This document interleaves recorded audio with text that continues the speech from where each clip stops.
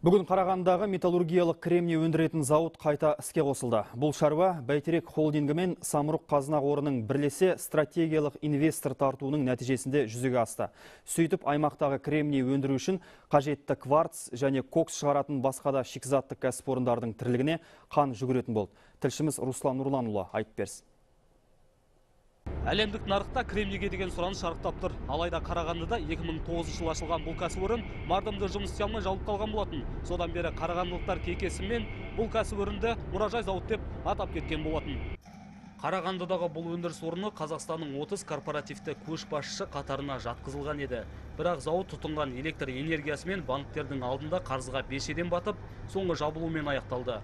Сол кезде 500-дің үстіндегі жұмысшылар қысқарып қалды. Олар жалақыларын және зейнетақы қорына аударылмаған қаржыларын даулап, наразылық шеруіне де шықты. Ал зауыттың бұрынғы қожайыны Александр Сутягинский кісі өлтіруге тапсырыс берген үшін сотталып кеткен еді. Иесіз әрі күйсіз зауытты қайта іске қосу оңайға соқпапты. Жалпы 10 миллион евро осы зауытты қайта іске қосылуына қаражат пайдаланды. Бірақ бұл инвестиция ретінде, өйткені қазір зауыт жұмыс істеп жатыр, сол ақшаның бәрі қайтарылатын болады. Енді бүгін біз бір пешті ғана іске қостық, екінші пешті келесі жылы, осы 2015 жылда іске қосатын боламыз. Сонда ғана зауыт 100% жұмыс істеп, әу баста көздеген жыл сайынғы 25 мың тонна кремнийді өндіретін болады. Әзірге мұнда 300-ден артық жұмысшы еңбек етуде. Солардың бірі Ернұр Алматұлы. Ол зауыттың байырғы жұмыскері. Қазір бөлімше шебер болып жұмыс істейді. Бұрынғы зауыт басшылығы оған жалақысы мен зейнетақы қорына аударылуға тиісті қаржысын қосқанда 780 мың теңге қарыз болыпты. Қазіргі уақытқа дейін жалақылар толық төленді, зейнетақы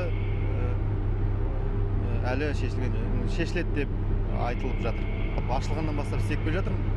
Енді осы зауыттың қайта ашылғанына біз бәріміз қуаныштымыз. Бұдан бұрын жұмыс істеп жүрген осы зауытта жұмыскерлер қайтадан жұмысқа оралып келіп, осы жұмысқа қосылып жатыр. Әрине ол зауыттың істеуіне де бұл себебін тигізеді. Өйткені ол дайын тұрған мамандар.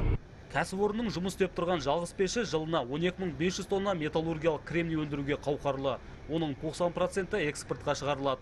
Үлкен нарықта Еуропа елдерінен, көршілес Қытай тарапынан, тіпті басқа да мемлекеттерден кремнийге деген сұраныс өте жоғары. Демек зауыттың келешегі зор деді Бәйтерек ұлттық басқарушы холдингінің басқарма төрағасы Қуандық Бишенбаев. Руслан Нұрланұлы, Бекзат Сәбитұлы, Қазақстан ұлттық телеарнасы, Қарағанды облысынан.